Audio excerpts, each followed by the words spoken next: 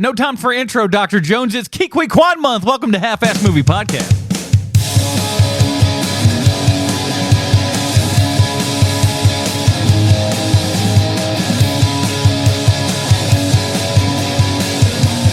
Ladies and gentlemen, welcome back to Half-Ass Movie Podcast, a show where we put together a half-ass excuse as an excuse to watch movies. My name is Adam Portress, and joining me today, his nickname in high school was Monkey Brain. Sweet Sean's a go-backs from the internet.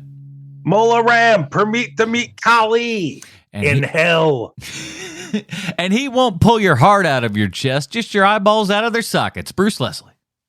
And God is my witness, I thought inflatable rafts could fly. Well, you'll believe a raft can fly with this week, everybody, because it is February, and since it's a new month, we got ourselves a new theme. The theme this month is, I haven't even told you guys this yet. I came up with this, I think, earlier today. The song of Huy Quan, a ride through one of cinema's greatest stories. We got from a childhood actor to an Oscar and beyond, that's the title? Whoa. That's the title of our month. It has like 23 words in it. Well, there's the title and then there's the subtitle. Now, the subtitle's not going to be attached to everything. That's just kind of the first one here to, again, that's the unofficial subtitle that we're going with. Can you say it again? Can you say the whole thing Sure. again, please? The song of Huy Quan, a ride through one of cinema's greatest stories. Look, I had to find something that rhymed with Quan. Song was as best as I got, all right? I tried so damn hard to put February. All right, listen, we're moving on. The Quanaissance. No, we'll only know it's a Quanaissance by the end. That much that's what we're doing. True. That's the goal. We're looking to see if we've gotten to the Quanaissance. This show's off the rails already, everybody. Welcome back, Sean. She's been gone for 2 weeks. Say hi to the people. Remind them you're still alive. Hello, people. There he is. This is I'm holding a newspaper up to let you know that I have proof of life. I'm here. Thank heavens. But you had to come back because we are starting this up with pretty much one of the greatest movies that we could possibly ever do on any of these shows. We're talking Indiana Jones and the Temple of Doom. Old Huy Quan was our 13 years old when this sucker started up here and everything. So not too bad if that's your first flick out, right? Not bad at all. And the once again, the behind the scenes story, which I cannot testify to whether it's true or apocryphal, but it's another one of those stories where his brother's the one who auditioned, but Spielberg liked him. That's what anybody needs to do. If ever you hear that a friend of yours is going to that audition and you have any, want or not want, you need to tag along to that because, by God, you could be, a Huy Quan or a Chris Hemsworth or something. You never know, man. Yeah, you got a real Millhouse situation happening. I said the line. Don't ever bring your friend to your audition for some gigantic movie that you want to be in. What do you mean you're giving it to my good-looking friend? Bobby Lee did a great sketch on Mad TV where his friend was giving him all this advice on how to audition as an Asian cop, and it was all just terrible advice. So Bobby Lee went and did it. Then his friend was the next person to audition, and he did a good audition and got the job. Listen, I'm sure that was pulled from somebody's real life right there. Probably Bobby Lee's. Yeah, more than likely. We're talking Indiana Jones this week, everybody. But we'll get into all the history. Before we do, though, I want to say thank you to people who support this show over at patreon.com/HMP. Pre-show, post-show, Dinger Zone. Dinger Zone this week, we're talking about our top 5 favorite Indiana Jones ripoffs, because Lord knows there's been plenty of them. And it's the show, the Dinger Zone went interestingly. I wouldn't have surmised our turnout there. Let's put it to you that way. I don't want to spoil things for the folks that haven't listened I yet. don't know why I was so surprised that Bruce and I have so many of the same things, because that's kind of the sweet spot for Bruce and I. Like that's where our tastes converge. Mm-hmm. We are literally the same age. Yes. And so, like that early 80s like adventure stuff, that of course our tastes are similar when it comes to that, of course. And I think this movie we're talking about today, Temple of Doom, is going to have a little more Gen X appeal than it does to those older and younger, because it's the only Indiana Jones movie with a kid sidekick, and it came out when we were about that age. Yeah, that's what I was thinking watching this whole thing of like, oh yeah, you guys are about just the perfect age for this when this sucker came out. So we'll get into all that kind of good stuff. take the darkest, most disturbing entry in the franchise and throw in a boy sidekick. Yeah. You go, Lucas and Spielberg. Rated PG. That's all, and we'll talk about all that kind of good stuff. The last one. Yeah. So patreon.com/HMP, join up at any level. And if you're on the YouTubes there, why don't you leave us a like and a comment and all that kind of good stuff. Got a decent amount of likes and views and stuff, but no comments on last week. So just remember, that's an easy way for you to get on the show. You can even just say hi, mom, or something like that, and then force your mom to download this podcast. That's what I'm suggesting, because ultimately I just want to download from your mom. I want to propose a new means of communication called Mom Talk, where everyone takes an oath to only communicate with their mothers via the comment section of our videos on YouTube. There you go. It only makes sense. And, if you want to repair the relationship with your mother, links are in the bio. Or email us at halfassmoviepod@gmail.com. I'm not even kidding. That might be your finest idea, Bruce. Yes. I'm not even kidding. Like, that's an amazing idea. It's somewhat inspired by a true story with Adam's brother, because for a while I had a nice little online relationship where I would frequently have conversations with Adam's brother via YouTube comments on my channel. Huh. Yeah, Mark was a buddy via comment. That's fun. Huh. Well, let's get into it, boys. Here's the IMDb plotline for Indiana Jones and the Temple of Doom. As we all know, IMDb 100% correct in everything they say and or do. In 1935, Indiana Jones is tasked by Indian villagers with reclaiming a rock stolen from them by a secret cult beneath the catacombs of an ancient palace. Very, very succinct, very to the point, and not too shabby there, IMDb. And I just want to open up by saying this movie is set in India, and guess what did not appear a single time? Indian people? Leopards. Oh, no. Woo!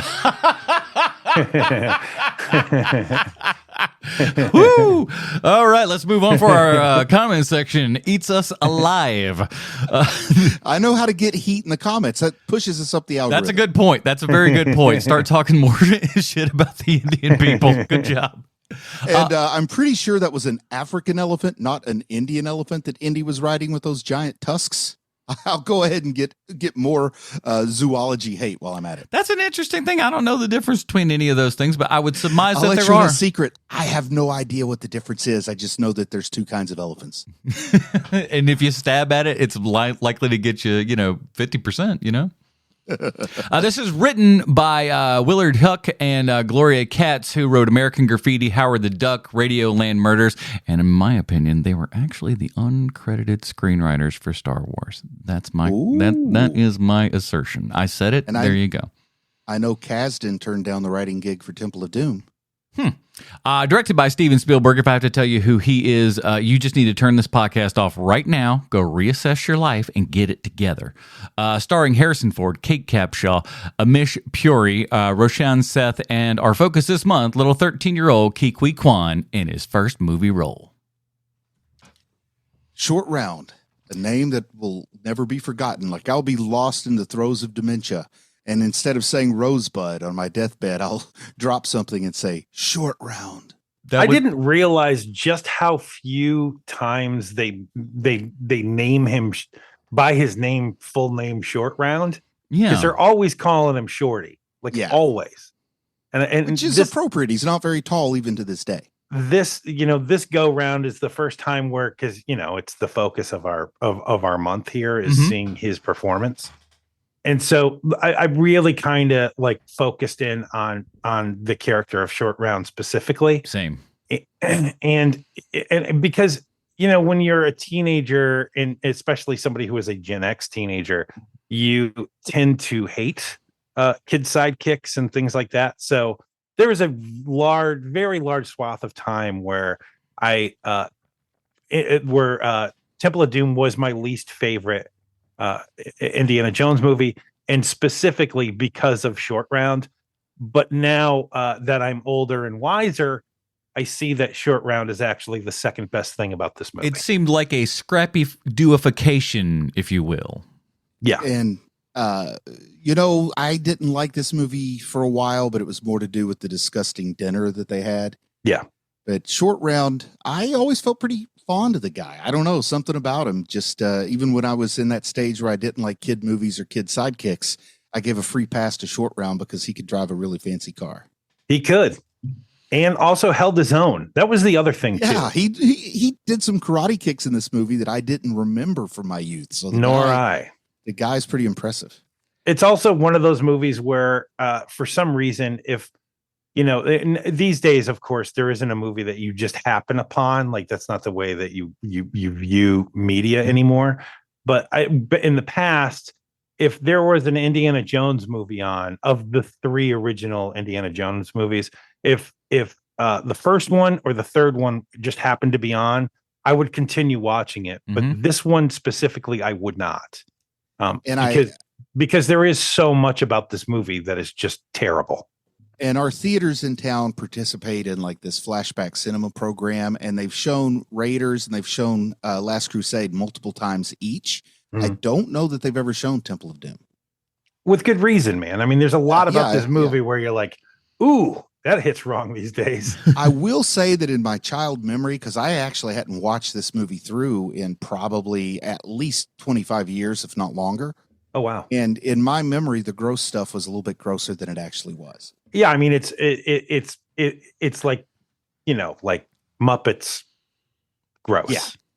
Like the ripping the heart out was way more traumatizing as a child than it should have been when I watch it now that I've actually I remember hearing people, because I'm a little younger, so I was 2 when this movie came out. So obviously it was going to be by the time it hit video and stuff. So, but like, people had a select few people had a couple VCRs here and there.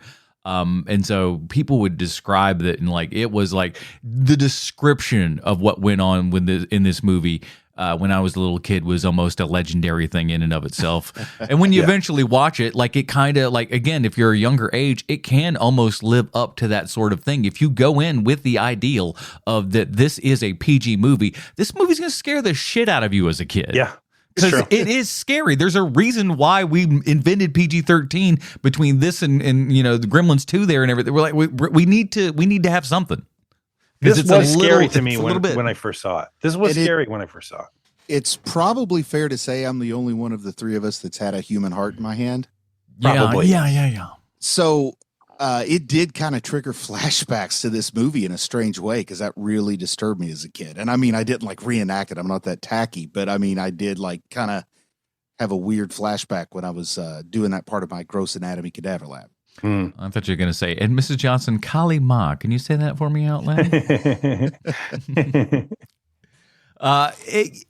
Going back and everything, like you said, one of the this is the least watched one for me, for sure. Yeah, me too. In some of it, not all of it, because I was one of the few kids who liked Scrappy Doo, so to speak. You know what I mean? I dug Scrappy Doo. I thought Scrappy Doo was kind of awesome. I was the kid that they were aiming for, and guess what? Mark made, baby. And so, I was kind of cool with Short Round. And then, of course, as you grow a little older, then you're like, oh, Short Round is annoying and everything because he's just a little screaming kid and whatnot. And we'll get around to my thoughts on him this time. But still, one of the main reasons that, this was always kind of a turnoff for me, it frankly is Willie. Just the constant screaming throughout the entire movie makes you want to jump out of a plane. She is the worst. I can't help but think the fact that she married Spielberg had something to do with her prevalence in this film. There's a couple of things, right? Because if he isn't in love with this actress while they're shooting this movie, they're doing other takes because she is so over the top all the time in this movie that it's like you couldn't get it like a more a smaller take on that. Yeah, like everything is 211 with her throughout the entire movie, and it's just so cloying. I can appreciate that they wanted to go in an absolutely different direction than Marion, but I didn't know the direction that we're going to go was from really cool to obnoxious. Yeah, and here's the thing. The character and the idea of this all could work, but like you said, Sean, it felt like we selected from the worst takes and stuff. Yes. It's like there could be a more subtle and nuanced performance in this, and even when they're they're kind of the game that they're playing back and forth of will they, won't they, and everything. She's almost twice as much as what Harrison's kind of doing as far as delivering what she has to get the point across to the viewer and everything. She's twice as much as he is, and it's not good. My awful theory is that Spielberg let Lucas direct Willie's scenes to avoid conflict of interest, and all she heard was faster and more intense. You know, there's even line reads in this movie where you're like, you couldn't do another take. There's got to be another take of this somewhere, especially with the I hate being wet, I hate the water, and I hate you. Like, get out of here with that crap. Yeah, and. But here's the thing, too. It's the odd part about it as well. Because think about this, right? Because I don't think at this point they're officially together yet, but he's kind of smitten with her. We kind of put that one together, right? Yeah. So he's kind of going through a rough divorce and everything, but it feels like he's treating this character like he's treating his ex-wife, doesn't it? There have been theories to that as well. Because like he is putting this character through straight hell. It doesn't matter. It's just like, I want to see this character get another one over on him. And the fact that you're doing it to the woman that you're digging on is also a weird sort of thing. So I was like, I don't know what's going on. I'm trying to get in Spielberg's head as he's directing this, and I can't do it. I might be wrong, but wasn't Lucas also going through a divorce when he's, helping guide the story on this? Probably, yeah. I think that it's probably roughly the same time, because Empire Strikes Back is really where he's going through his divorce. Yeah, so it's probably pretty close. Yeah, maybe this is a couple years later then. This is more like Return of the Jedi time period. So but then again, who knows when he was working on the story for this too. True. But yeah, it's like, and like you said, kind of George Lucas fashion here and everything, right? Giving us the kind of bare story and whatnot. And here's the thing, and I've always said this is where I think George Lucas shines. I think George Lucas is a fantastic idea man. He just can't always be the guy that you worry that's going to land the plane for you.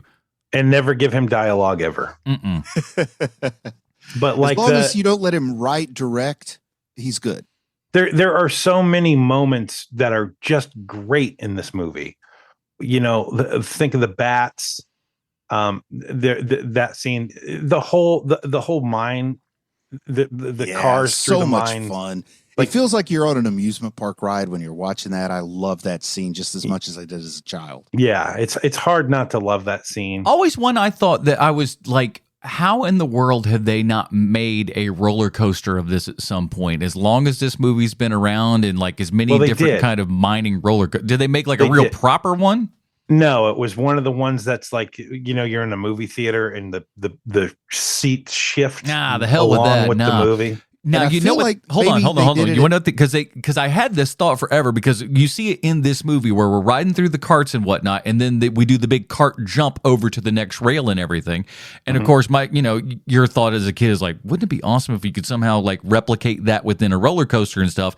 And I don't know if you know this, but now in Nintendo World Japan, they've opened up a Donkey Kong area that has a cart ride and everything that simulates jumping off of one track and onto another and everything. Wow. It looks awesome. So that's a real thing now, which is so cool. What I was going to say is that Disney World at their Hollywood Studios park had like the Indiana Jones stunt stage show. So they probably thought a ride would be a little redundant. That's all I can think. Just feels like that could have been so, because you sit there and like they put you in the catbird seat there and you're riding along with them and everything, and it is super cool, and it makes you go like, yeah, dude, this would be an amazing amusement park ride. I'm picturing something kind of like the Mummy ride at Universal Studios, but it's Indiana Jones instead. Yeah, that ride is pretty great, and I got caught in it when they had to turn the lights on in the middle of it, which was weird. Wow. You're just like, whoa, illusion broken. This is no good. You know how they have the room with the flames on the top and the temperature noticeably rises? Yeah. That would be the worst place to get stuck, in my opinion. Oof. Yeah. Or by the Jaws ride, and we can't stop that big giant fireball from popping off. Why is everyone roasting? Oh, that's gross. So when's the last time you guys saw this movie? It's been in the 90s for me. Oh, wow. I would say, I'm going to say at least 10 years. Yeah. Probably close to that. Because it's one of those that you end up, buying when it comes out in a new format and stuff like that. And like, sometimes you'll watch it. I feel like I watched the Blu-ray when I last got it, but I did just recently get them in 4K, and they do look quite good and everything. Those zero special features Paramount, and plus, what did you print? Only 5 of these steel books for these? I'm sorry, I'm just going to get off into another rant, so I'm not going to do that. But I'm just like, it looks good. It looks good, but like I said, I usually don't go back to this one, but you know why? Here's one of the reasons that it starts out bad, because we start out on the plane there with with our big time show from Willie and everything. Yeah. That's not a great way to start it out. Like, that's 2.5 minutes worth of song there. And listen, I'm somebody who likes a song and a dance in a movie, don't get me wrong, but that's not where I want an Indiana Jones movie right off the top. I don't need a 2-minute number. I want Indiana Jones kicking somebody's ass in the first 30 seconds of this movie. Watching this movie for, because I watched it during COVID. I watched all the Indiana Jones during COVID, but watching it this time around, it really does come into crystal clear focus that, like, Steven Spielberg is from a different time than we lived in, right? Like, he likes big show tunes. He likes dance numbers. He likes the pomp and circumstance of movies from the 50s. Like, we did not grow up with any of that. And so to see them to have that in his movies, like, don't get me wrong, I hate the opening scene to this movie as much as the next guy. I can't stand it. But like, I like the pomp and circumstance that he feels that his movies need.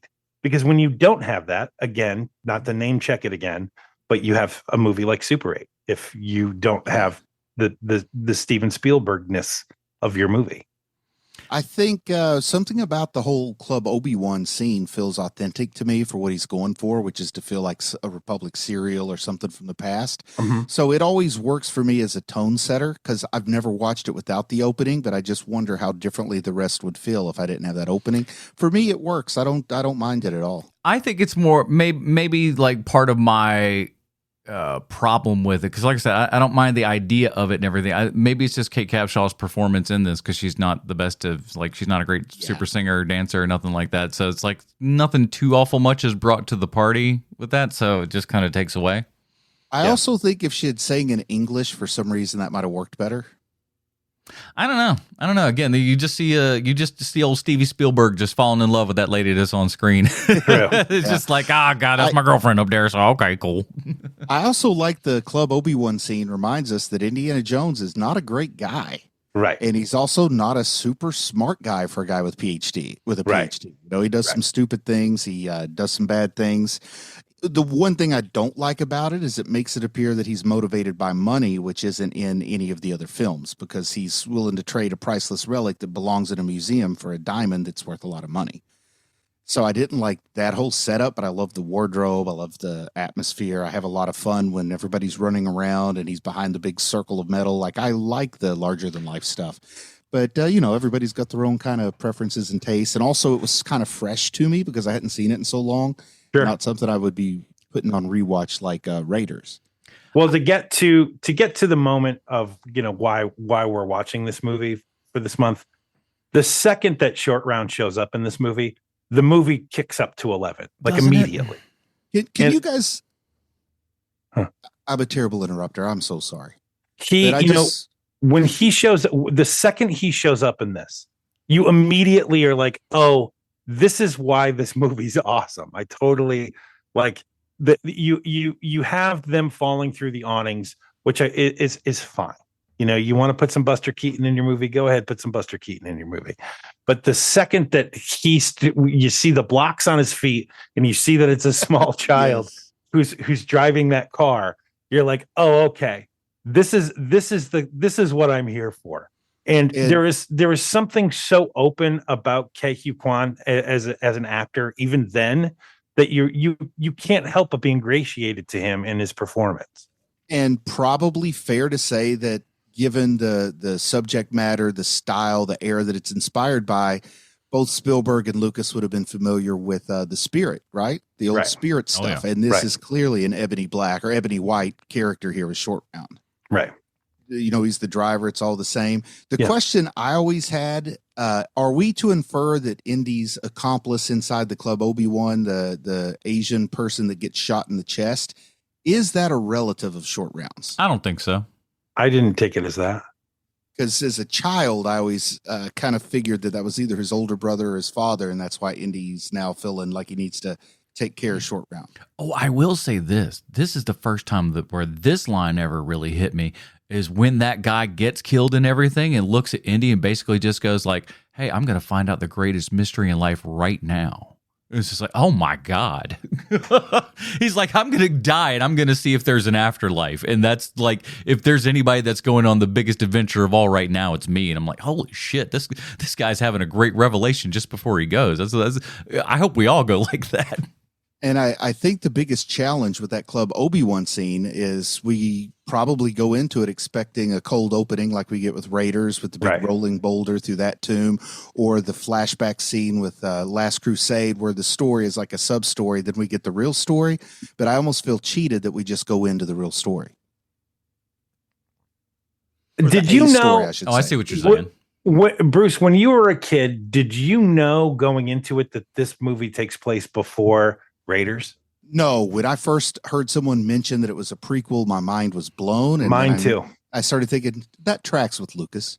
Yeah, but I didn't hear anything about that until probably the late 90s. Yeah, right? and when we were kids, it says right on screen 1935, but I'm not doing math at that age. I'm at a darn Indiana Jones movie. Yeah.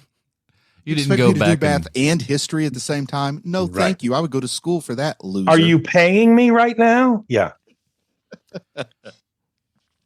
And so, to get back to the Huy Quan of it. So like you get a lot of information really, really fast. Because it's one of the things that Spielberg does so well is while there's action happening all around you, there's people telling you like their backstories and stuff all the time. But they're screaming it at each other in a way that like gets across like everything, but also keeps you in the moment that you're in, which is what's beautiful about it. And it's what makes Spielberg, right? I mean, like, I don't know a lot of people who could pull this off, but because he does so many like long oneers in his movies that like, because even in the club at the beginning of the movie, like there's not a cut forever, and then once there is a cut, then there's not another cut forever. Like it keeps going on and on and on like that, and because of that, I see how he's able to keep things on budget for his movies, because he's like, oh, we're not going to have to do any posts on this because it's all in one shot, and he does it all the time, especially in this movie. This movie is just like oneer after oneer after oneer.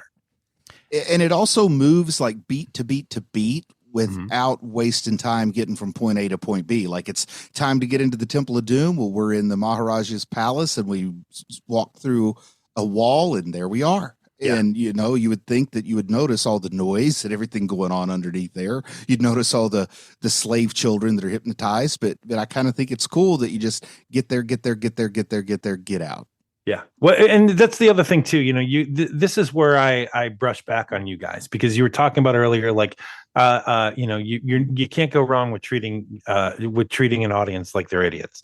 I don't think that Spielberg does. I think that he trusts you enough to know, okay, you get it. You have enough visual cues here. I don't need another character to beat you over the head to tell you like just how terrible this situation is for these kids. Yeah. Like you see it. And to clarify my point, I meant financially, it seems to be rewarding, even though artistically it's bankrupt. So I didn't mean to compliment that, but I just meant like I've given up on giving the public credit for having any taste. There's also that really great scene. It's probably my only the only Willie scene I like in the movie, where they're in the jungle and he's trying to make small talk with her, and he's like, "So is Willie short for something?" And she's like, "It's my stage name." Get it? Indiana? Like, and I've never caught that before, that like, oh, even in the second movie, they're telling you this is not his real name. Right. And as a kid, I just took it for granted that like, oh, he's got this really cool first name, but that's not the case at all. And they're even hinting to you in the second movie, this is not his real name. I think he even mentions that it's not, almost kind of a half passing, like, yeah, me too. Like that's that's my I got a stage name, so shut up. Yeah. Well, that's what she's saying to him. She's like, right, but he's confirming. He's confirming. Yeah. He's like, yeah, I do actually. and I never caught that before this last viewing, where it's like, oh, they're letting you know even in this movie that that's not his real name. The thing that bothers me is there is extended universe of Indiana Jones, just like Star Wars. And if you look up the character's information, Willie is short for Wilhelmina. So I don't know why she didn't just say yes, it's short for Wilhelmina. Well, I think that it seems like, if I'm to guess here correctly, I'm guessing that it's like those terrible Star Wars novelists in the 90s who are like, well, you know, if you've got this planet called Tatooine, then you got to name those sons. We'll call them Tattoo 1 and Tattoo 2. Tattoo, like, that's so stupid. That's so stupid. It's not as stupid as that time Manny Bothans died. Right. And that is stupid. Not me making a corny joke. That's something that really happened. I know. Man. It's really, really stupid. And so I'm guessing that that's probably what's happening with the deep Indiana Jones lore also, is you got some writer who's like, I'm going to high five myself on this one right now. I nailed it again. Well, my favorite deep Indiana Jones lore is when paths crossed and Han Solo crashed his Millennium Falcon in the northwestern United States, and Chewie became the legendary Sasquatch, and he assumed a new name and became Dr. Jones. That old rub. The worst. Yeah. But I do like the Dr. Jones, because that is when I first realized that, you know, he actually is. I mean, you know, we see him teaching class in the first one, but it's like when Short Round is respecting him and calling him that, I'm like, okay, he really is an academic and not just an adventurer.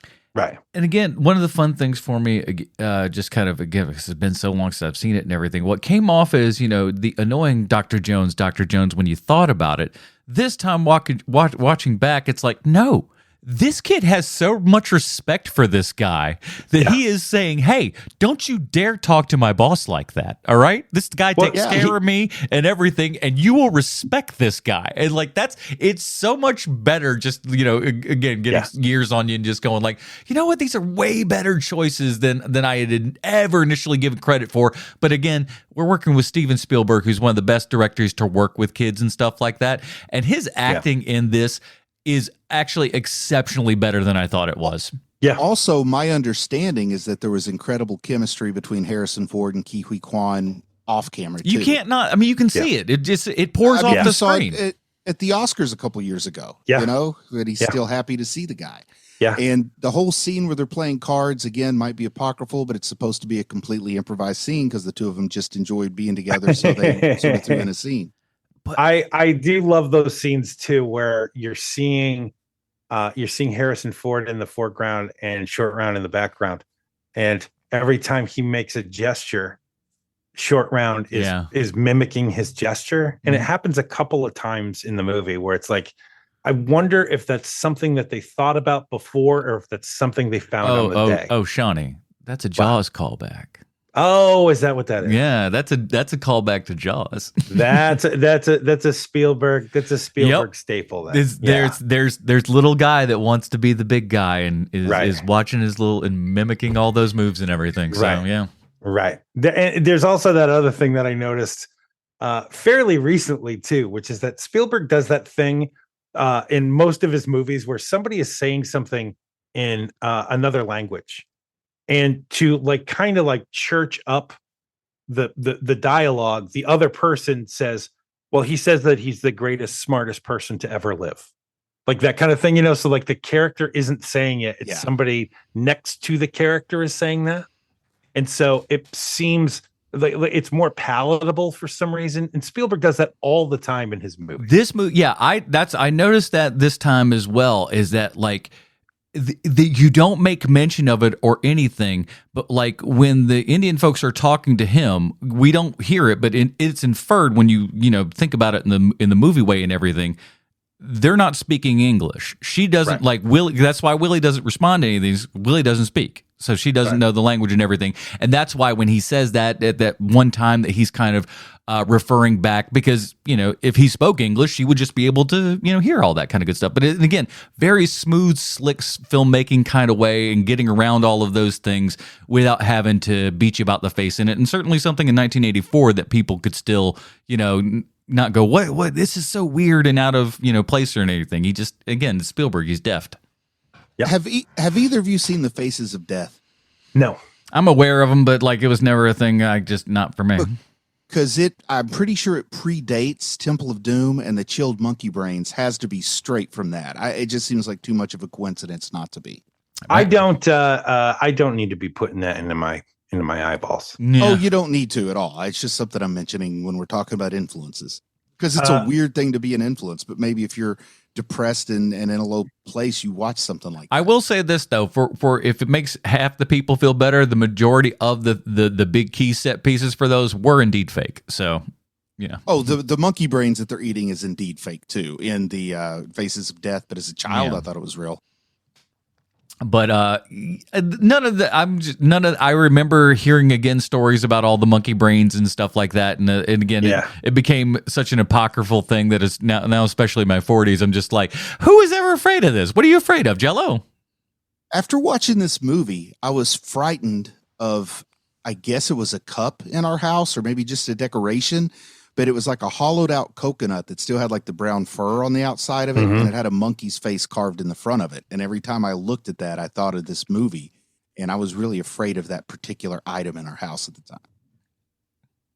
Yeah. Can I tell you what my scariest moment in this movie was when I was a kid?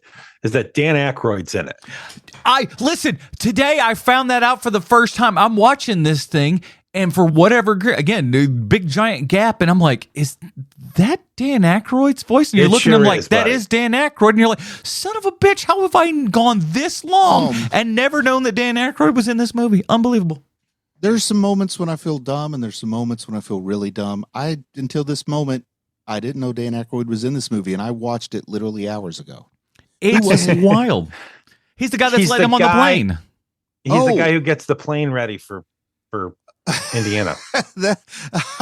Well, I got to go rewatch. The closest that you get, because most of them are fairly wide shots and everything, but it's clearly him doing the ADR and whatnot. And you can see just kind of the last behind quarter panel of his face there, just as he's letting him. No way, man! You get a really good shot of him when they he pulls up to the plane, like he's walking down that ramp, and he shows up to the front of the plane, and it's clear as day that it's Aykroyd. But it's a little wider than you would suspect, though. No one's saying, "Hi, here's Dan Aykroyd." Let's put it right, that but way. It's not a wide shot either. It's like a 2-shot. Crazy though. It's the first time I've noticed this, and I was taken aback.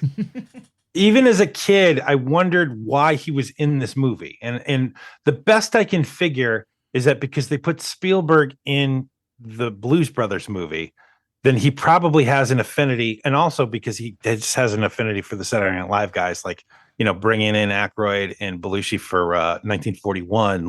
That's what I was thinking. You know what? Let's bring Danny in, and he can do, he can do a day here. I'm not complaining. I'm just ashamed that I didn't pick it up on my own. I wouldn't be shocked if he drops that little knowledge there at dinner parties and stuff all the time when meeting people. It's like, hey, by the way, do you remember me in Indiana Jones, right?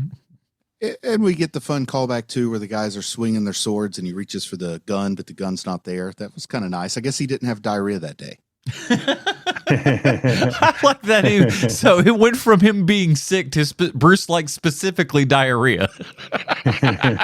Come on, what other reason could there be? It was totally diarrhea. It's just I can't fight. If I didn't have diarrhea, I could kick somebody, but no good. Bang, goodbye. I've been able to perform physical feats with terrible fevers and flu. I have never been able to perform anything when I have diarrhea. Oh man. Too many jokes. All right. Again, cool set pieces again with your kind of underground with all the kids and stuff. I'd forgotten how this is also, when you think about it, we got to remember who our filmmakers are, right? These are boomers. These are old kind of boomers here and everything. And here in the 80s and whatnot, slave labor is on the agenda. Right. So yes, it is. So they are talking about that kind of stuff all the time. So this is very much also their kind of, little, piece for everybody. Just go like, hey, listen, here's all these problems and stuff, but they're doing it. And at least they're wrapping it up in, an Indiana Jones style thing and everything. They're not being too overly forceful with it, but you can definitely see them, kind of making a little statement of the time, I think.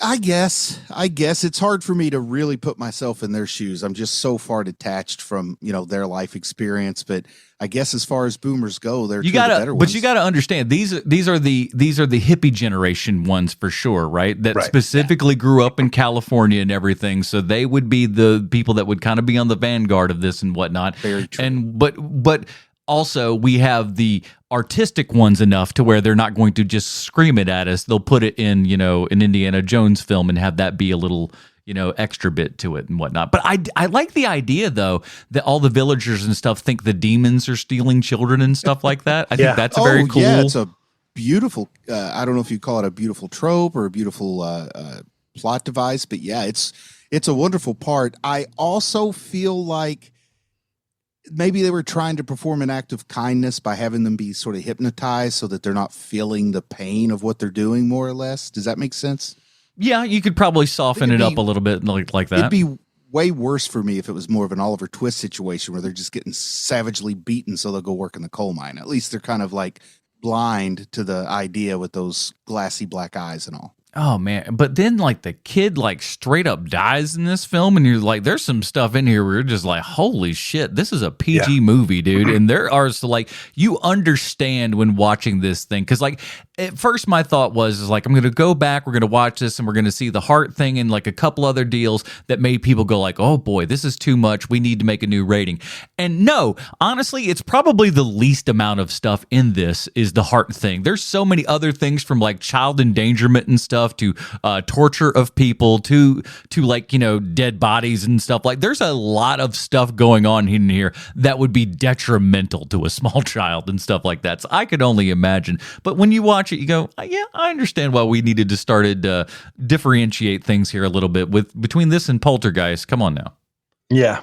They were kind of crossing their superstitious lore, though, by introducing the voodoo doll, which, is more like the Caribbean than it is Indian, best of my knowledge. But they have a little bit of fun with it. But for some reason, I'm totally cool with ripping the hearts out and hypnotizing the kids. But the voodoo doll seemed like it just didn't need to be there. It's a little bridge too far. But at the same time, too, it keeps you being able to have like that young villain that, obviously Harrison Ford can't hit or anything else like that. And give one more remote thing that, like, I don't know, it's just video game logic in a lot of fun ways. It gives Short Round a way to save Indiana instead of vice versa. Exactly, because you can't have a 50-year-old man beating the shit out of a kid, right?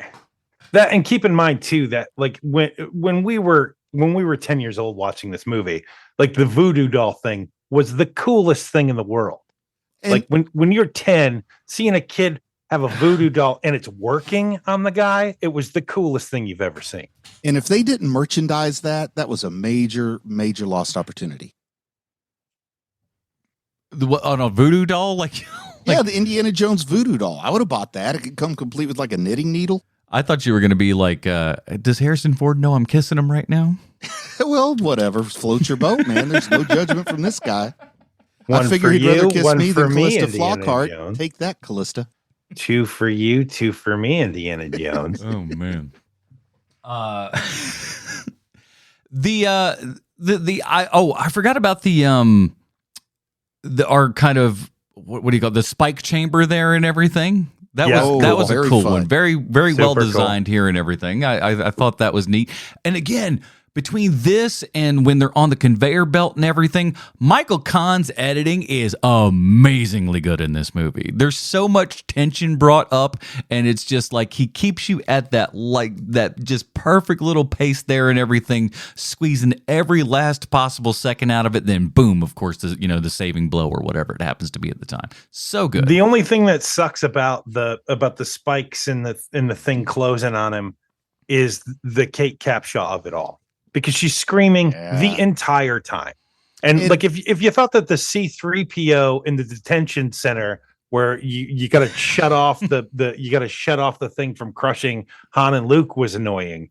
Well, we're going to go triple on that, and we're going to have Cate Capshaw just scream for a good 10 minutes. I also feel like they do some really great sound design in this movie, and she just screams all over it, so you got to turn the volume down and you can't appreciate some of the hard work. Man, Ben Burtt cried that day. Man. But you're so mad at her because she is being a giant baby, and it's like, for the love of God, there are two people that are literally seconds away from dying, and you're crying about Icky Hand. Please shut up. For the love of God, save two human beings and stop being a crybaby. My word. Unbelievable. I do like her disappointment, though. I like it when bad things happen to Willie. So when she gets excited that the Maharaja is not married, and then she sees that it's like a little kid, I'm really happy that she got her dreams burst there. An evil kid. You don't mind when all the bad things happen to her, when the elephant's dumping on her, and when all the other crap's kind of befalling her. You don't feel bad because you're just like, that's good. That girl's been annoying. Yeah, I feel like the elephant that her and Short Round ride are the Indian elephants, and that Indy is riding the African elephant. But I could be wrong. Leave your comments below. I like how well trained that elephant is, the one that Harrison Ford's on, because every time he gets up or down, the elephant puts his foot up. Yeah. Let me tell you something. Pretty cool, Use it like as a little step.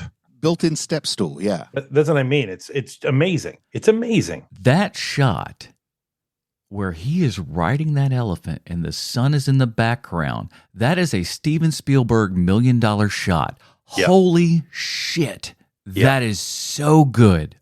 Oh. It kind of makes me want to ride an elephant, even though I know it's not something the elephant wants me to do. Oh, I'm sure the elephants think it's fun. That's what I've gotten in my mind. They love it. They're having a good time mostly because I want to ride an elephant. But man, that shot is so badass. He looks so cool in it. The sun is in a perfect area. That's just like they just planned that out and just executed an absolutely gorgeous shot. I'm sorry I'm going on about this shot for 10 minutes, but damn, it looks so cool. When you got a hero shot, you got to let people know that it's heroic. Oh yeah. Also, we got to bring up, because we haven't brought it up yet, is this peak Harrison Ford in the looks department? Thank you. I was having the same thought today. Yes, I think it is. There is no one more handsome on earth than probably 1984 Harrison Ford. Dude, insane. Is just like he's at the perfect age, not too young, not too old, just enough gristle on him and everything. Yep. He looks good in the indie stuff. He looks good in the dressed up stuff. He just, like, the second he's on screen, whenever he's there, your eye just rotates to him. Hat, no hat, glasses, it doesn't matter. They even make a point where he's got, like, I don't know if they came in and did it afterwards, and that's why they had to throw in the ADR line about, needing his razor or whatever. But in the next scene, when he's in the suit and whatnot, he's got a little thicker beard there and the glasses and whatnot. He looks fantastic like that as well. This is top-notch Harrison Ford here. Yeah. Yeah, and Indiana Jones is always the best with a little stubble. I'll stand by that. Oh, yeah. But he had a little bit more in that scene, too, which, again, I think is why they added in that line. Of course, man. Of course. That's how they got around it. It's smart. All of a sudden, we're not shaving. That's the key. Yeah, sure. But again, Short Round, just so much fun coming in to save the day. And again, every second that he's on screen, I love him even more. Yep.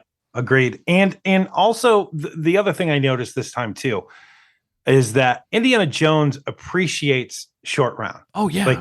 Like he does like Short Round is doing a lot of the work for him, and he does acknowledge it, where he saves his life a few times, and they even have the cutaway of Harrison Ford nodding to Short Round as Short Round just saved him. Like it's Mhm. like, oh, they literally took time out to have Indiana Jones appreciate that this kid just saved his life again. They had this cool, like, their cohorts and co-workers, but obviously one is still a child and one is an adult man. So you have a father-son relationship there too. While it's not an official, it's not one that we roll into. These are two characters that love each other because they've been going through some shit together. And like, as much as they all try to pretend it's a full, buddy relationship and everything, that's his unofficial child, and it's really great. And you can see that when they're on the plane and like the kids fall asleep in his lap and whatnot. It's just it's so darn good. Yeah, and it breaks my heart that the idea that was first introduced to me by Sean here never happened, and that's the idea that you flash forward 20 years and Short Round is now the adventurer and living the new role as Indiana Quan or whatever you want to call him. that is literally what they should have done. If they wanted to continue this series on, that is the only thing that makes sense. And the fact that they didn't, no one ever thought about that. Like, just have a badass Asian dude playing 30-year-old Short Round as the new Indiana Jones with the hat and the whip and the shirt and all that jazz, because that's how Indiana Jones got it. You know, he just stole the idea from another guy. You could even have like the introductory scene where Indiana Jones is now like the dean of archaeology at a major institution, and he's sending Short Round out on assignment. Yes. Yeah, you're just doing Sean Connery in Last Crusade, you know. I prefer more like the British guy in Raiders. He can blend in. Malcolm, you mean? Yeah, that's his name. You mean the guy who got lost in his own museum? That guy. All right. Well, we're here on Huy Quan month here and everything, so we got to ask ourselves: is he doing it? Little 13-year-old. I would say that because this is indeed the performance that made his career. Certainly so. My gosh, this kid is just really kind of destroying it. And again, I really liked watching very specifically for him this time, so I could really concentrate on his acting, because we all know Harrison Ford's amazing. Come on, get out of here. So, but I'm watching him going like, let's see what this kid's really got. And son of a bitch, it is so good. He's really doing it. Steven Spielberg knows how to just get these things out of kids and select the right stuff that's going on. And just the right faces, and I don't know what he's telling these kids to make them have their, the correct face on them. But my God, do they ever do it? Yeah, he's literally the second best thing about this movie. Mm-hmm. Like, and there's a lot to recommend this movie. There's a lot also, like, we didn't talk about just how much racism is in this movie. Like, yep. There is so much racism in it that, like, we're not even pointing out that Short Round is kind of racist. Like, the idea of Short Round is sort of racist, but because there's so much more in your face racism in this movie, it doesn't even move the needle at all. But with all of those things being said, when the movie's good, it's great. When it's bad, it's real bad. But the good outweighs the bad for me. And what really outweighs it is just the relationship between Indiana Jones and Short Round, because they are so good together in this movie. Are we going to do the thing about who else could play that role? Yeah, well, listen, I mean, it's one of those things. This is pretty much an iconic performance as you can kind of get around here. But if you had to recast this role, who do you got, Bruce? Was Ernie Reyes Jr. old enough at this point in time? I don't think he is, because he is a little kid when he's in that Chuck Norris movie, right? Yeah. Sho Kosugi's son was making some of those Enter the Ninja style movies about this time. Maybe he could have done it. He's not a great actor, but I'm just thinking of somebody who's the right age and ethnicity. Yeah, I just go Corey Feldman. I knew you were going to get there. Good job. Yeah, but do you know where I'm going? I don't. No, you wouldn't, but you won't be surprised. I'm going to be honest with you, because honestly, for me, I was not going to go in the good column, if you will, because if we think somebody else could actually do it better, we'll tell you who that is. But if you can't, you go for the exact opposite. You go for who would you kind of not want to see in this role. And mine is Gary Coleman. Put Gary Coleman in this role. Okay, wow. I was going in that direction and thinking Emmanuel Lewis. Hey, listen, either or. Emmanuel Lewis would at least be sweeter. Gary Coleman would be a little asshole, though, you know? You Yeah, want him to be a little asshole. Either of them could have played the role for like 7 sequels without looking any older, though. It's true. One would get a lot fatter. I don't know. Webster was pretty. That's what I'm saying. Okay, we are talking about Webster. Hey, you make a joke about, wow, you really like that Indian food, do you? He's a little roly-poly fella. I love him. He's so cute. And I was also very afraid of Indian food for years after this. Now it's my favorite cuisine. Oh, yeah. You don't sleep on Indian food, people. That's some good stuff. All right. Movies come in only 2 forms, art or fart. Bruce, Indiana Jones and the Temple of Doom. Art or fart for you? This is art for me. I have enough fun, enough enjoyment, and I see some things that for me feel authentic and feel like real art. I really think you take one bad performance and a little bit of depression out of this, and you got a fun movie. Sean?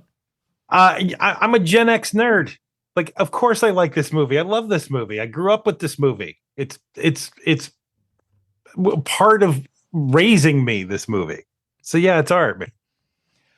Yeah, this is art for me. My first Indiana Jones was obviously the original Raiders on VHS there and everything, but in the theater, mine was Last Crusade and everything. So that was kind of my big Indiana Jones and whatnot. So it's definitely the higher up of the sequels here for me and everything. And one of the reasons why I don't go back to 2 that often, but 2 again. Coming back and watching it this time, I'm super glad that I did, because it needed a watching after this many years, because it's not as bad as you remember in some of those cases, and sometimes it is, but you do get like Harrison Ford, like we were saying, at the absolute top of his game here and everything, and the character of Short Round is an amazing character. He's in a performance that's fantastic, that still holds up. And again, when you got Steven Spielberg pointing you in the right direction and a good charismatic kid, boy, you got a recipe for awesomeness right there. And this movie certainly proves that. And those things jump above all of the kind of negative points that you might actually have, at least in my book. So, yep. That is it, everybody. One down here, but boy, oh boy, we got some more Huy Quan here for you here and everything, everybody, because next week he's got a new movie that he is headlining. That's right. He's going from the little tiny star from Harrison Ford all the way up to being his own Harrison Ford, so to speak, here in a new movie called Love Hurts. That's going to be out in theaters, and we're going to be checking that out next week. Hope you can join us then. In the meantime, Bruce, where can they find more of your work on the internet?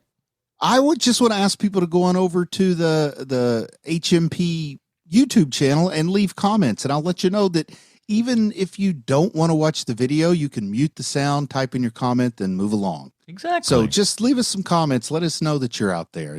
Just do that.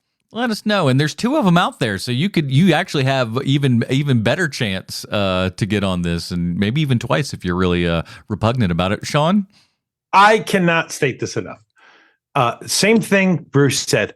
However, if you leave comments where you are talking to like your mom, Yes. Oh yes, that's the good one. We do need that.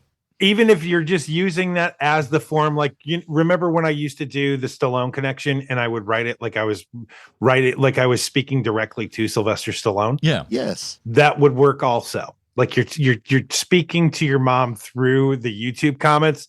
That is the greatest, most fun idea I can possibly think of for leaving comments. Yeah.